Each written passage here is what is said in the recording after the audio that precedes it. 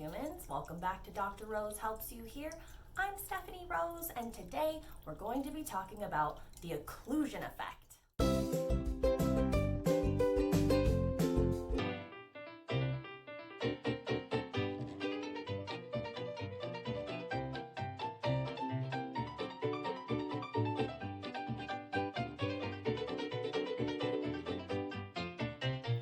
I'm going to talk about what the occlusion effect is, why it happens, and how we can fix it. The information I'm going over today can be found in Harvey Dillon's book called Hearing Aids. So who does this happen to?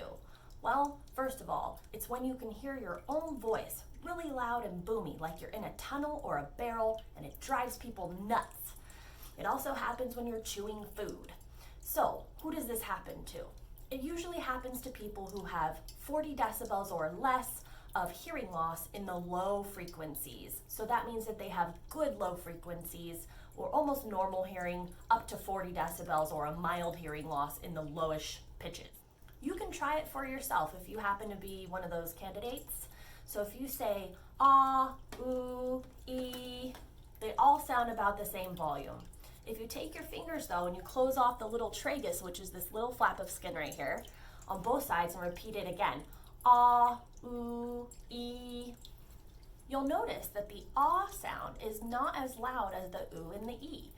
But all of those are more audible when we close off our traguses and block our ear canals from outside sound and from our own voice to resonate back out. So now I'm going to explain why this happens. Okay, so here's a picture of the ear canal. We have the outer ear coming up to the eardrum here, and you'll see that these little yellowy parts are actually the cartilage that surrounds your outer portion of your ear canal, and then these little other lighter tanner color parts are the bony portion of the ear canal. So as we talk, these little cartilaginous portions tend to vibrate because they press against different areas that are connected to your jaw. So your jaw will relate those vibrations to the cartilage portions of the ear canal, and then that translates into the bony portion, and then that causes what we call residual ear canal vibration. So it's actually the space between the hearing aid or the ear mold and the eardrum that raises in sound pressure when these vibrations travel through the ear canal. So and that's a really simple way to put it. There's a lot of physics behind it that I'm not going to get into. But basically, the volume between the device and the eardrum changes, the physical volume changes, and that creates a sound pressure. And then that basically is what you're hearing when you hear your own voice when we collapse our tragus or when we insert a device and have a little bit of volume or space between the device and our eardrum. This happens all the time.